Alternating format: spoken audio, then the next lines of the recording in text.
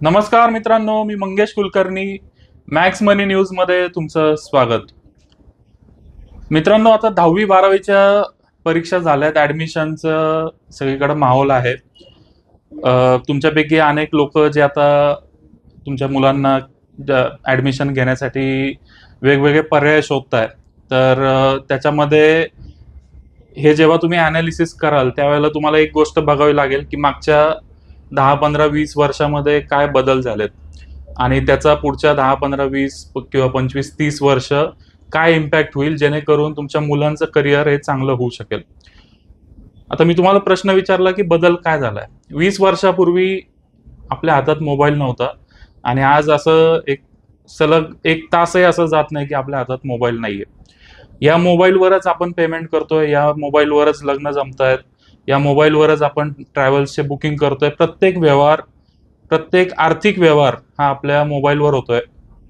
त्याच्यामुळं जे फ्रॉड होत आहेत, पूर्वी जे आपण बघायचो की घरात चोरी झाली किंवा दरोडा पडला, तर आता ज्या काही चोऱ्या आणि फ्रॉड होत आहेत किंवा दरोडे पडतायत ते आता ऑनलाईन पडतायत. म्हणूनच सायबर सिक्युरिटी हा आता एक खूप कळीचा मुद्दा ठरलेला आहे आणि सायबर सिक्युरिटी हे आता ही काळाची गरज आहे आणि म्हणूनच यामध्ये करिअर जर करायचं असेल तर ब्राईट फ्युचर आहे. याच विषयावर बोलण्यासाठी आपण एकदम बेसिक पासून बोलूया. सायबर सिक्युरिटी म्हणजे काय, त्याचे करिअर प्रॉस्पेक्ट्स काय आहेत आणि विद्यार्थ्यांनी या सेगमेंटकडं कोणत्या अँगलनी बघावं. प्रश्न फक्त एवढाच आहे की सायबर सिक्युरिटी हे हा जो सेगमेंट आहे यामध्ये काम करणारे लोक खूप कमी आहेत आणि विशेषतः ज्यांना आपण तज्ज्ञ म्हणू शकतो असे लोक शोधणं तितकं सोपं नाही. आम्ही मागच्या 1-1.5 महिन्यापासून प्रयत्न करतोय की कोणाला आणावं. चांगलं रिसर्च केल्यानंतर आम्हाला एक त्यातले एक्सपर्ट सापडले. आज आपल्यासोबत सर आहेत. सरांचं नाव आहे डॉक्टर केतन आत्रे. ट्रान्सेंडेंटल टेक्नॉलॉजीजचे ते फाउंडर आणि CEO आहेत. त्यांचा जवळपास 15 ते 20 वर्षाचा या सेगमेंटमध्ये अनुभव आहे. सर, आपण सायबर सिक्युरिटीकडे येऊया. सगळ्यात आधी तुमचं स्वागत. सायबर सिक्युरिटीकडे येण्याआधी तुम्ही काय काय केलंय, तुमचा एक्सपिरियन्स काय आहे, तुमची जर्नी आम्हाला थोडक्यात सांगा.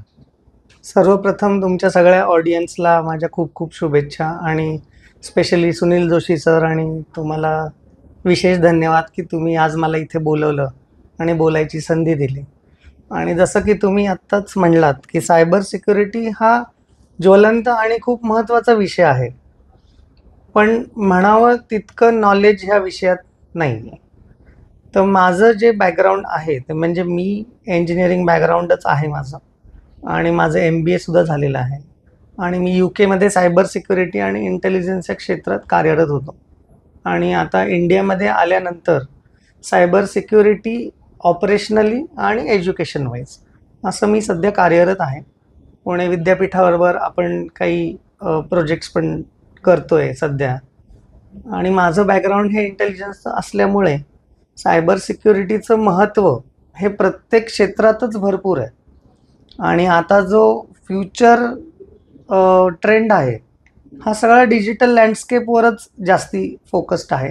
त्यामुळे जे करंट यूथ आता पासआउट होत आहे त्यांना ह्याची व्यवस्थित माहिती ही झाली पाहिजे की काय काय अपॉर्च्युनिटीज, त्यांना भरपूर अपॉर्च्युनिटीज आहेत, स्कोप पण भरपूर आहे आणि ह्या सगळ्या अपॉर्च्युनिटीज अवेलेबल करणारे प्लेयर्स पण खूप आहेत मार्केटमध्ये, चांगले चांगले.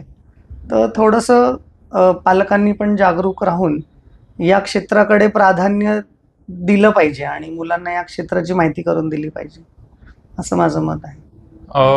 तुम्ही आता उल्लेख केलात की UK मध्ये तुम्ही होतात, तर तिथं एक्झॅक्टली काय तुम्ही करत होतात, कंपनी कोणती होती किंवा तुमचं प्रोफाईल काय होतं, एक्झॅक्टली कामाचं स्वरूप काय होतं? ट्रान्सडेंटल टेक्नॉलॉजीज ही 2011 आम्ही UK फॉर्म केली. अच्छा. It is basically a service company. Okay. आमच्या कंपनीमध्ये भरपूर सर्व्हिस ट्रान्झिशन्स झाले. इन द बिगिनिंग आम्ही ॲप डेव्हलपमेंटमध्ये प्रॉमिनंटली काम करत होतो. 2008च्या आधीपासून आम्ही ॲप डेव्हलपमेंटमध्ये काम करत होतो. आफ्टर रिसेशन त्या सर्व्हिसेस जसं आत्ता तुम्ही म्हणताय त्या इझी झाल्या एकदम. आणि म्हणजे हँडहेल्डवरच लोक ॲप डेव्हलप करायला लागले. म्हणजे मला चांगलंच आठवतं की एक पॉईंट असा आला की ट्रान्सिडेंटल टेक्नॉलॉजीचा जो रेट होता त्याच्यापेक्षा ॲक्शनचरचा रेट हा 1/3 कमी होता. बर. म्हणजे after the booming of technologies ज्या रेटला आमचे डेव्हलपर्स काम करायचे त्याच्यापेक्षा 1/3 रेटमध्ये ॲक्सेंचर डेव्हलपमेंट करायला सुरुवात केली त्यांनी. मग ती सर्व्हिस आम्ही ट्रान्झिशन केलं. मग then we went into multimedia services. Okay. We had a very good in house team जे करंटली पण ॲक्टिव्ह आहेत.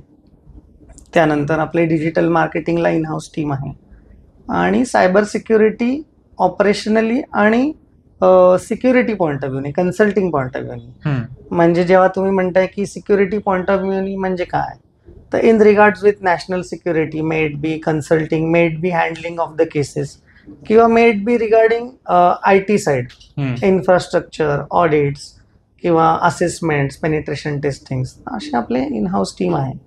आणि only in recent past few years we turn our focus towards educational initiative.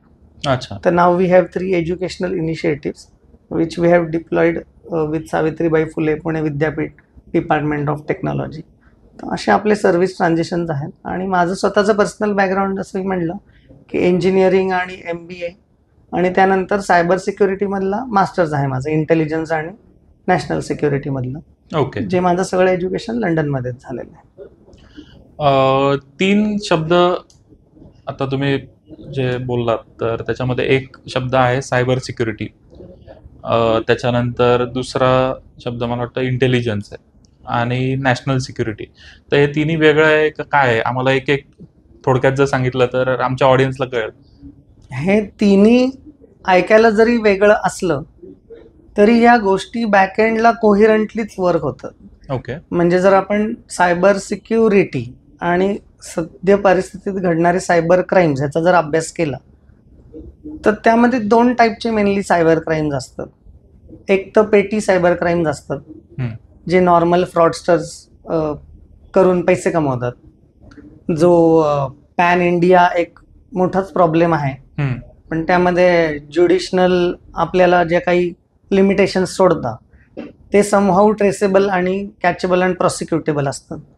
आणि दुसरं organise crime syndicate आहे. Organise crime syndicate जे cyber crimes execute करतात त्यातनं ते जे फंड रेज करतात ते अगेन बायफर्केट होतात इन ऑर्गनाइज क्राईम इटसेल्फ आणि टुवर्ड्स टेररिझम ॲक्टिव्हिटीज. अच्छा. मग जेव्हा ते फंड टेररिझम ॲक्टिव्हिटीकडे डायव्हर्ट होतात then we can relate that to national security.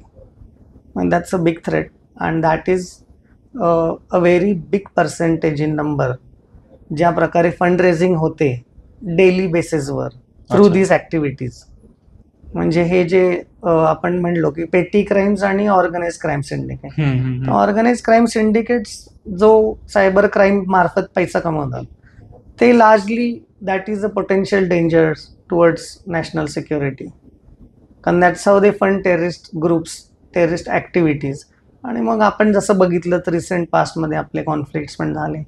मग त्या सगळ्या परिस्थितीमध्ये हा सगळा फंड वापरला जातो. म्हणजे एक छोटंसं तुम्हाला मी उदाहरण द्यायचं म्हणलं तर इंडिया आणि पाकिस्तानमध्ये जो रिसेंट कॉन्फ्लिक्ट झाला त्याला वॉर नाही म्हणू शकत. तर पाकिस्तानची जी करंट इकॉनॉमिक कंडिशन आहे ती सगळ्यांनाच माहिती आहे ग्लोबली. बरोबर. पण तरी ते 4 दिवस तो कॉन्फ्लिक्ट सस्टेन करू शकले. मग हा पैसा येतो कुठून? हा प्रश्न डे टू डे लाईफमध्ये आपण एवढे बिझी असतो त्यामुळे नॉर्मल इंडिव्हिज्युअल्सला हे प्रश्न पडत नाहीत. पण आम्ही त्या क्षेत्रात काम करत असल्यामुळे मग हा सगळा जो काही सस्टेन करण्यासाठी लागणारा फंड्स आहे हा ते या ऑर्गनाइज ॲक्टिव्हिटीमधनं रेज करतात आणि इफेक्टिव्हली यूज पण करतात. अच्छा. So that is how this is related to national security. हे जे आता फ्रॉड होत आहेत एक थोडा वेगळा प्रश्न आहे. मी आता काही जवळचे उदाहरणं बघितलेत. एक माझी मैत्रीण आहे, तिची आई बरेच 25-30 वर्ष शिक्षिका होती. रिटायर झाल्यावर असंच काहीतरी फोन आला की हे करा ते करा, किंवा अगदी असं केस ऐकल्यावर असं आपल्याला वाटतं की लोक कसं काय एवढं वेडे ठरतात की तुमचं MSABचं बिल थकलंय आणि नाही तर लाईट कट करू, मग त्या लिंकवर क्लिक करा. तर अशा पद्धतीने हे फ्रॉड करतात. तर म्हणजे आणि चांगल्या पदावर काम केलेले हुशार लोक याच्यामध्ये अडकतात. तर कसं होतं हे? म्हणजे पटत नाही की असं झालंय, पण ते होतंय. एकदम सायबर क्राईम आणि सायबर फ्रॉड हा करणारा जो व्यक्ती असतो ना, तो खूप काही जास्ती शिकलेलाच नसतो. आणि ह्याच्या मागे जे सिंडिकेट काम करतं ते लार्जली, जर तुम्ही हिस्ट्री बघाल प्रॉसिक्युटेड क्राईम्सची, तर हे अनएज्युकेटेड असतं. म्हणजे त्यांचं एज्युकेशन हे समवॉट तत्सम स्कूल लेवल, कॉलेज लेवल एवढंच झालेलं असतं. आणि जसं तुम्ही करेक्टली म्हणला की यात खूप सारे सिनियर लोक, इवन म्हणजे सिनियर जजेस, हो, chief justice, senior police officers, correct. Sukesh चंद्रशेखरांचं उदाहरण तर सगळ्यांनाच माहिती आहे. असे लोक फसतात. ॲक्च्युली ही जी एखादा सायबर फ्रॉडस्टरचा फोन येणं आणि आपण त्यात फसणं, ही जी फेज असते ना, यामध्ये ते आपल्या म्हणजे जो क्रिमिनल आहे तो विक्टीमला सायकोलॉजिकली अफेक्ट करतो. ओके. एक आणखीन एक अँगल आम्ही आमच्या एज्युकेशन मार्फत लोकांना अवेअर काय करतोय की understanding the psychology of fraudster. Criminal हा वेगळा झाला, फ्रॉडस्टर जे छोटे छोटे पेटी क्राईम्स करणारे फ्रॉडस्टर आहेत, तर ही खूप महत्त्वाची आहे. जसं तुमच्या पर्टिक्युलर उदाहरणामध्ये तुम्ही सांगितलं, त्या वेळेला ह्यांचा एक सर्टन पॅटर्न असतो की ते लोकांना कोणत्या टाईमला फोन करतात. अच्छा. म्हणजे त्यात ते बराच रिसर्च आणि स्टडी करतात की विक्टिम्सला कुठल्या वेळेला फोन करायचा. त्या विक्टिमची थोडी बहुत त्यांच्याकडे एक आउटलाईन पण असते की कोण माणूस कुठल्या पदावर आहे, कसा काम करतो, कुठल्या वेळेला तो बिझी असतो, कुठल्या वेळेला तो जास्ती लक्ष देऊन ऐकू शकत नाही. हे सगळं स्टडी त्यांचं व्यवस्थित असतं. अच्छा. मग अशा याच्यामध्ये हे सायकोलॉजिकली आपल्याला, जसं तुम्ही म्हणला की फोन आला की रश करतात, पटकन करा, जल्दी करो, अभी करो, आणि नाही तो ये हो जाएगा वो हो जाएगा. आणि मग ते तुम्हाला इज आउट पण करतात. आपको जाना है तो आप जाके बँक में करो. मग आपण म्हणतो अरे कुठे एवढा लांब जाऊ मी बाबा. समजा पुण्यातलंच उदाहरण बघितलं आपण, आणि माझी बाणेर ब्रांचला अकाउंट असेल आणि मी आता हडपसरला असेल, तर मी म्हणणार अरे जाऊन दे, आप कर रहे हो तो कर दो. आणि मग त्यात ते तो ऍक्सेस घेतात. म्हणजे ते सायकोलॉजिकली आपल्याला मॅनिप्युलेट करतात. आणि once we lose the access, then it is very difficult to get the money back. Everything is there, judiciary is there, पण काही लिमिटेशन्स आहेत. फ्रॉडस्टर्स मल्टिपल डिफिकल्ट लोक, म्हणजे वेगवेगळ्या लोकांच्या आयडेंटिटीज वापरतात. त्या लोकांना काहीच माहीत नसतं. म्हणजे त्यात इन्व्हेस्टिगेशन लेवलला भरपूर कॉम्प्लिकेशन्स आहेत. पण सायकोलॉजिकल मॅनिप्युलेशन आणि त्यांचा स्टडी, आणि आपण त्याला बळी न पडणं. आणि जनरली आपण कसं पॅनिक होतो, तर तुम्ही आत्ताचीच क्लासिक केस बघितली असेल तर एक माझ्या मते मुख्याध्यापिका किंवा टीचर होत्या, त्यांच्या मुलीची ती केस खूप न्यूजमध्ये आली. त्यांना डिजिटल अरेस्ट केलं आणि सांगितलं की मुलीला पकडले प्रॉस्टिट्यूशन रॅकेटमध्ये. आणि मुलगी स्वतः त्यांना सांगत होती की मी जॉबवर आहे, पण तरी त्यांनी त्याचा एवढा शॉक घेतला की त्यांना वर्क प्लेसमध्येच कार्डियक अरेस्ट आली. आता 1-2-3-4 महिने आधी रिसेंट केस झाली. म्हणजे ते सायकोलॉजिकली तुम्हाला विचार करायचा वेळच देत नाहीत, आणि असं एकदम they take over your psychological thinking, and ते त्यांचं मग ऑब्जेक्टिव्ह साध्य करून घेतात. फ्रॉड्सचं प्रमाण जर कमी करायचं असेल तर फ्रॉडस्टर जे आहेत त्यांच्यापेक्षा आपल्याला स्मार्ट व्हावं लागेल. त्यासाठी लागेल अवेअरनेस. या विषयावर आम्ही एक वेगळा पॉडकास्ट करणार आहोत. पण असं म्हणतो आपण की प्रत्येक प्रॉब्लेममध्ये एक संधी असते. तर हे जे सायबर फ्रॉड्स आणि सायबर क्राईम्स वाढत आहेत, तर ते जेवढ्या एक्सपोनेन्शियली वाढत आहेत तेवढ्याच एक्सपोनेन्शियली या सेगमेंटमध्ये काम करणाऱ्या लोकांची मागणी वाढतीये. तर सध्या काय सिनॅरिओ आहे या पर्टिक्युलर सेगमेंटमध्ये, करिअर प्रॉस्पेक्ट्स काय आहेत? बरोबर, अगदी छान मुद्दा आहे तुमचा की सायबर सिक्युरिटी तज्ज्ञ आणि जी आपली नेक्स्ट जे यंग जनरेशन, जे मेनली इंजिनिअरिंग किंवा एनी ग्रॅज्युएशन करून पासआउट होणार आहेत, त्यांना प्रायव्हेट आणि गव्हर्नमेंट या दोन्ही फील्डमध्ये भरपूर ऑपॉर्च्युनिटीज आहेत. आपले ऑनरेबल प्राईम मिनिस्टर्सनीच आत्ता एक PM इंटर्नशिप पोर्टल पण लॉन्च केला आहे, आणि त्यावर मल्टिपल सगळ्या ग्लोबल MNCs पण आहेत. तिथे सायबर सिक्युरिटीच्या पण इंटर्नशिप ऑपॉर्च्युनिटीज आहेत. ओके. तर म्हणजे कोणतीही Tier 1, Tier 2, Tier 3 कंपनी ह्यांच्यामध्ये सायबर सिक्युरिटी एक्सपर्टची डिमांड खूप हाय असते. Maybe a incident respond guy किंवा नेटवर्क सिक्युरिटीमध्ये किंवा वल्नरेबिलिटी असेसमेंटमध्ये, पेनिट्रेशन टेस्टिंगमध्ये, डिजिटल फॉरेन्सिकमध्ये. आणि या सेम ऑपॉर्च्युनिटीज प्रायव्हेट सेक्टर सारख्या गव्हर्नमेंट सेक्टरमध्ये पण आहेत. आणि गव्हर्नमेंट प्रोॲक्टिव्हली भरपूर प्रोजेक्ट्सवर आत्ता काम करते आहे, सगळ्या लेवलला, सेंटरला, स्टेटला. तर ऑपॉर्च्युनिटीज या भरपूर आहेत. आणि जास्तीत जास्त नॉलेज घेऊन मुलं या फील्डमध्ये जर गेले तर त्यांना करिअरचे प्रॉस्पेक्ट्स नक्कीच चांगले आहेत. कारण कमिंग 5 वर्षामध्ये जो आपण त्याला म्हणू शकतो की डिमांड टू सप्लाय रेशो आहे, त्यामध्ये ऑलरेडी डेफिसिट खूप मोठा आहे. म्हणजे आत्ताच करंटली मी तुम्हाला एक्झॅक्ट फिगर कोट नाही करू शकणार, पण पर्सेंट वाईज तुम्ही म्हणला तर if we need 100% cyber security experts, आता आपल्याकडे 20% आहेत. अरे बापरे. म्हणजे डेफिसिट खूप मोठा आहे. आणि डे टू डे जे सायबर क्राईम्स वाढत आहेत त्यामुळे रिक्वायरमेंट ही वाढतेच आहे, सगळ्याच लेवलला वाढते. बरोबर. जसं तुम्ही बघाल की आज आपण एका न्यूज चॅनलवर बोलतोय, तर मे बी 5 वर्ष आधी न्यूज चॅनलमध्ये सायबर सिक्युरिटी एक्सपर्टची गरज मे बी पडू शकत नव्हती. नाही, काहीच पण विषयच आजच्या नव्हता. तारखेला you also need a cyber security expert, जो तुमच्या चॅनलचा जो सायबर एन्व्हायरमेंट आहे त्याला प्रोटेक्ट करू शकेल किंवा मिस इन्फॉर्मेशन स्प्रेड होऊ देणार नाही. करेक्ट. म्हणजे नीड ही प्रत्येक सेगमेंटमध्ये प्रत्येक ठिकाणी आहे आणि मोठ्या प्रमाणावर आहे. त्यामुळे यात करिअरच्या ऑपॉर्च्युनिटीज खूप आहे. मला आठवत आहे 2003-04 ची गोष्ट आहे.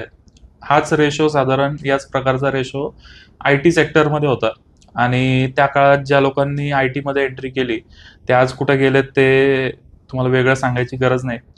तर मे बी 15-20 वर्षानंतर ज्या वेळेला कोणीतरी असा पॉडकास्ट करेल त्यावेळेला असं सांगितलं जाईल की 2025 मध्ये जी ऑपॉर्च्युनिटी होती, जे लोक सायबर सिक्युरिटीमध्ये आले या सेगमेंटमध्ये, तर ज्या प्रकारे IT मध्ये लोकांनी पैसा कमवलाय, कदाचित तसाच पैसा यामध्ये कमवण्याची संधी आहे. कारण का डेफिसिट आहे. शेवटी खेळ सगळा सप्लाय आणि डिमांडचा आहे. डिमांड वाढतोय तो आपल्याला डोळ्यासमोर दिसतोय, सप्लाय कमी आहे हे सरांनी आपल्याला सांगितलंय. ह्याच्याशी रिलेटेड जे कोर्सेस आहेत, तर सावित्रीबाई फुले पुणे युनिव्हर्सिटी बरोबर तुम्ही कोर्स ऑलरेडी लॉन्च केलेला आहे. तर हा कोर्स काय आहे, साधारण याचं जे करिक्युलम आहे ते काय, आणि कोणी हा कोर्स करावा आणि कोणी करू नये, तर या महत्वाच्या गोष्टी आम्हाला सांगा. Savitribai Phule Pune विद्यापीठातलं department of technology आणि ट्रान्सडेंटल टेक्नॉलॉजी ह्यांच्या संयुक्त विद्यमाने आता आपण 3 कोर्सेस सुरू केलेले आहेत. ओके. त्यातले 2 कोर्स हे 6 महिन्याचे आहेत. त्यातलं सायबर क्राईम इन्व्हेस्टिगेटर हा आपला इंडियातला पहिला युनिक इनिशिएटिव्ह आहे, जो अशा पद्धतीने करिक्युलमद्वारे शिकवला जातो. त्यात जवळजवळ 13 मॉड्यूल्स आहेत. ज्याला कम्प्युटर्सचं बेसिक येत नाही तिथपासून, म्हणजे कम्प्युटर काय आहे, नेटवर्किंग काय आहे, सायबर क्राईमची क्रोनॉलॉजी काय आहे, सायबर क्राईम इन्व्हेस्टिगेशन कसं करायचं, सायबर फॉरेन्सिक काय आहे, एथिकल वायरलेस हॅकिंग काय आहे, क्रिप्टोग्राफी काय आहे, सोशल मीडिया आणि सायबर सिक्युरिटी काय आहे, डार्क वेब काय आहे, असे त्यामध्ये 13 विषय आहेत. ओके. हा कोर्स मेनली ज्यांना सायबर सिक्युरिटीमध्ये लॉ एन्फोर्समेंट किंवा गव्हर्नमेंट एजन्सीज किंवा आजकाल कॉर्पोरेटमध्ये सुद्धा या सगळ्या फील्ड्स असतात, यात ज्यांना इंटरेस्ट आहे सायबर क्राईम कॉम्बॅट करण्यामध्ये, त्यांच्यासाठी हा 6 महिन्याचा एक्सटेन्सिव्ह कोर्स आहे. ओके. आणि दुसरा 6 महिन्याचा कोर्स आहे, त्याचं नाव आहे मास्टर इन इन्फॉर्मेशन सिक्युरिटी. त्या कोर्समध्ये आणि पहिल्या कोर्समध्ये 7 मॉड्यूल कॉमन आहेत. त्यात डार्क वेबपर्यंतचे सगळे मॉड्यूल कॉमन आहेत. ज्यांना IT किंवा कॉर्पोरेट साईडला सायबर सिक्युरिटीत काम करायचं आहे त्यांच्यासाठी मास्टर इन इन्फॉर्मेशन सिक्युरिटी हा कोर्स आहे. आणि जे आपले इंजिनिअरिंगचे टेक्निकल ग्रॅज्युएट्स असतात त्यांना माहिती असतं त्यांना काय करायचं आहे, त्यांना टेक्निकल बॅकग्राऊंड असते, त्यांच्यासाठी एक 2 मंथ्सचा शॉर्ट टर्म कोर्स आहे सायबर सिक्युरिटी स्पेशलिस्ट म्हणून, जो कुठलेही 3rd इयर किंवा लास्ट इयरचे स्टुडंट्स करू शकतात. आणि बाकीचे सगळे कोर्स कोणीही करू शकतं, इवन सिनियर्स करू शकतात, वर्किंग प्रोफेशनल्स करू शकतात, स्टुडंट्स करू शकतात. ज्यांना करिअर आणि सर्व्हिस ट्रान्झिशन करायचंय, सायबर सिक्युरिटी यायचे ते करू शकतात, किंवा जे ऑलरेडी करंट वर्किंग आहेत ते पण नॉलेज एन्हान्समेंटसाठी करू शकतात. ओके. त्यामुळे त्याला ऑडियन्स हा वायडर आहे. आणि गरज ही सगळ्यांनाच आहे. पोलीस, लॉ एन्फोर्समेंट, ज्युडिशरी, गव्हर्नमेंटच्या यंत्रणा, स्टुडंट्स, असे सगळेच लोक हा कोर्सेस करू शकतात. या प्रकारचा कोर्स करून कुणी स्वतःचा काही बिझनेस म्हणा किंवा याच्यामध्ये फ्रीलान्सिंगच्या अपॉर्च्युनिटीज पण आहेत का? खूप छान प्रश्न आहे. आत्ता सायबर फॉरेन्सिक इन्व्हेस्टिगेशन, जसं आपण मगाचपासून बोलते, त्या क्राईमला जर तुम्ही 2 टाईपमध्ये बायफर्केट केलं, तर जेव्हा एखादी मोठी घटना होते आणि तेव्हा एखादी एजन्सी त्यामध्ये काम करते, त्यावेळेला त्या सगळ्या केसेस ज्या आहेत त्या सेंट्रल फॉरेन्सिक लॅबोरेटरीकडे जातात. पण क्राईमचा स्केल एवढा मोठा आहे की तुम्ही कुठलेही जर पोलीस स्टेशन बघितलं तर तिथे प्रत्येक दिवशी 25 ते 30 रजिस्टर्ड केसेस या रजिस्टर होत आहेत. मग यामध्ये जे कोर्टाला डिजिटल एव्हिडन्स सर्टिफाय करून लागतो, तर यासाठी डिजिटल एक्सपर्टची मागणी खूप वाढते.